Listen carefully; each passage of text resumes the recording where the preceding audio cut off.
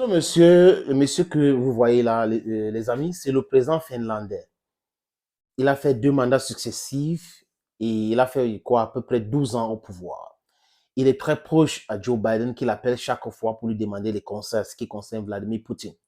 Joe Biden même l'aurait appelé au début de l'offensive, ou ce que les Russes ont appelé l'opération spéciale en Ukraine pour dissuader Vladimir Poutine d'attaquer Ukraine.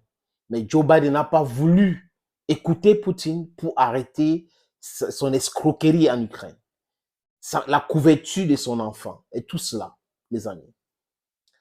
Les amis, il s'appelle Soule Ninusto.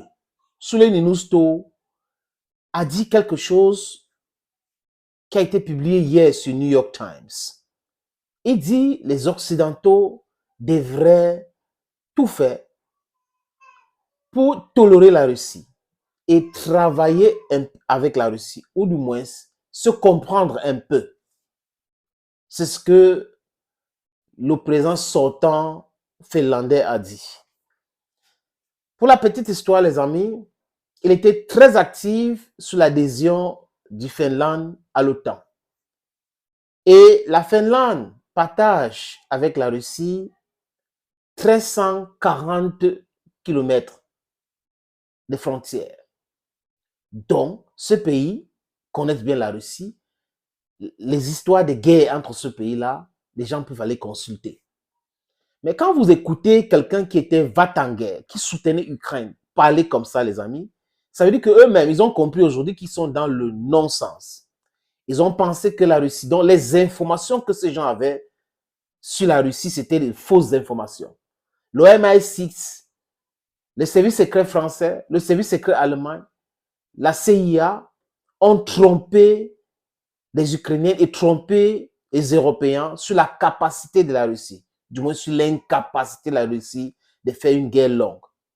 Mais aujourd'hui, leurs propres institutions sont en train de faire sortir les statistiques qui placent la Russie en première position à ce qui concerne tous les armements au monde et qui placent la Russie en première position à ce qui concerne la vente d'armes au monde et qui place la Russie comme premier producteur d'armes dans le monde mélangé. Donc, on peut mélanger l'Union européenne et les États-Unis. La Russie produit 2 fois plus, au moins, même 3 fois plus. Les chiffres sont là, ça sort tous les jours, les amis. La Pologne dit quoi? On va bloquer l'envoi d'armes en Ukraine. Ça veut dire qu'on voit des gens qui se sont affaiblis en pensant affaiblir l'autre. C'est pour cette raison que, raison gardée, les gens devraient réfléchir 1000 fois quand ils pensent mal des autres, quand ils pensent négatif, quand ils veulent détruire les autres. Parce qu'en cherchant, en détruisant quelqu'un, vous pouvez acter votre autodestruction. L'Europe aujourd'hui est en train de commander le gaz partout. Azerbaïdjan, l'Inde et tout. Et le gaz là vient d'où? Ça vient de la Russie. Donc l'Europe, qui achetait le gaz directement à la Russie, achète le même gaz en passant par l'Inde et en passant par Azerbaïdjan. Et vous pensez que Ursula von der Leyen, vous pensez qu'Emmanuel Macron, vous pensez que Olaf Scholz, vous pensez que M. Salu Ninusto, ce sont des gens intelligents? Ce ne sont pas des gens intelligents. Ce sont des gens qui sont guidés par l'impérialisme, qui sont guidés par la puissance ancienne. Et cette puissance qu'ils avaient ancienne les a aveuglés au point où ils pensent qu'aujourd'hui, ils sont toujours plus forts que tout le monde. Quand vous accouchez un enfant, il grandit. À un moment donné, l'enfant devient plus fort que vous. Donc, vous devez vous poser des bonnes questions. Et en termes de matières premières, en termes d'intelligence, en termes de matières grises, ces gens-là devraient comprendre aujourd'hui que la Russie a tout cela. Donc, avant de vous attaquer à quelqu'un, posez-vous des vraies questions. Hein? Prenez la peine d'avoir vos propres informations et non les informations que les autres vous donnent. Parce que les gens qui ont donné ces informations-là, ces narratifs-là, mentaient. Et les médias mensonges avec des journalistes qui sont des propagandistes sur la tunique de journalistes aujourd'hui, ont répercuté ces informations. Et aujourd'hui, c'est en train de se retourner contre eux. Regardez ce qui se passe avec New York Times. New York Times est en train de, à chaque fois, New York Times donne une information, donne la parole à quelqu'un qui va parler contre la guerre en Ukraine. Parce que les Américains eux-mêmes sont fatigués. Dans quelques mois, il y aura des élections présidentielles aux États-Unis. Et Joe Biden veut l'empiler. S'il traverse, de moins. Et il sait qu'en face de lui, c'est Donald Trump, qui a déjà dit qu'en 24 heures, il va mettre un thème à cette guerre. Il n'y aura plus d'aide militaire en Ukraine. Le message était clair, les amis. Et là, ils ont compris ce message. Ils commencent à s'agiter. Chacun, non, l'Ukraine et tout. Et aujourd'hui, vous voyez, Zelensky est présenté comme quelqu'un qui ne veut pas dialoguer. Lui, il a commencé à entrer dans le jeu en disant, oui, nous voulons la paix, nous voulons ceci et cela. Mais il fâche tout le monde autour de lui en envoyant des messages divers et ça énerve les gens.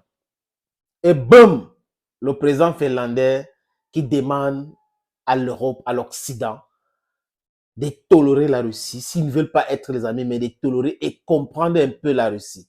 Comprendre un peu la Russie, c'est quoi? C'est de dire clairement que l'Ukraine ne peut jamais intégrer l'OTAN. En point, c'est tout. Si on avait dit ça depuis l'année dernière, il n'y aura pas cette destruction de l'Ukraine. Donc, on a tué des gens, détruit l'armée ukrainienne, frappé, cogné, vraiment fracassé pour rien. Parce que les gens, normalement, constituent des vrais savoirs. Que la guerre aboutit à quoi? À des négociations, dialogue.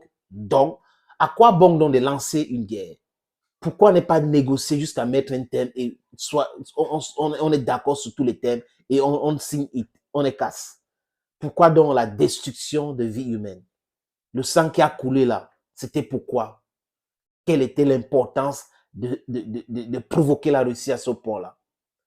De penser que la vie des Européens ou des autorités européennes, le desiderata des autorités européennes devrait être la seule chose que le monde entier devait accepter et que les autres, ils n'ont pas leur voir le chapitre.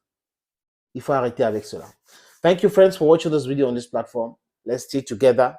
One Africa, one passport, one army, no borders, one currency is our fight. United States of Africa is possible. Thank you, and bye-bye for now.